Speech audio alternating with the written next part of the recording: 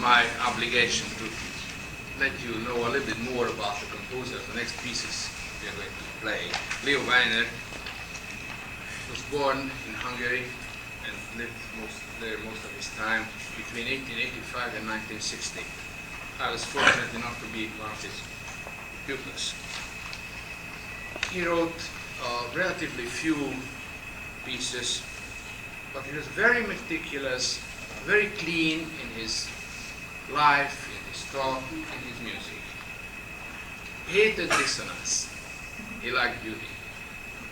He was an expert on most classical composers, to the such degree that they said those Hungarian musicians who traveled all over the world either studied with Weiner or they were not musicians.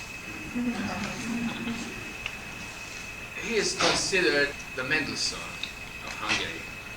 The reason for this is because his lyrical vein is so natural that it can be very well compared to the early romantic great composers such as Mendelssohn. Also, in his music, he liked the same kind of a fairy tale scherzo effects like Mendelssohn did in Midsummer Night's Dream, and also he was a brilliant arranger and orchestrator, and at one point he orchestrated his friend Béla Bartók's two Romanian dances for piano, and it was so good that when Bartók himself saw this arrangement, it turned out that the composer himself wanted to arrange it and tore apart his own arrangement, seeing Weiner's.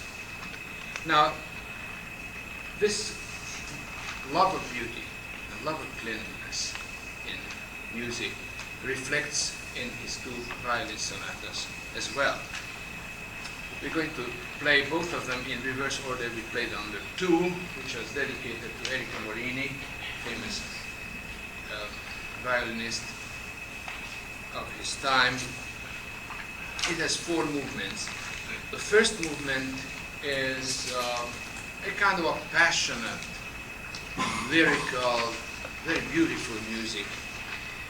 The second movement is a scherzo.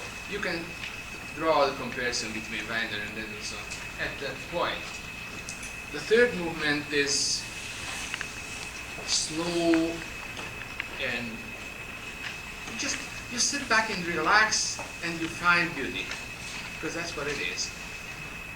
The fourth movement opens with a double cadenza, first for the piano and then for the violin, and continues in a kind of a funny march, and the piece ends with jubilation.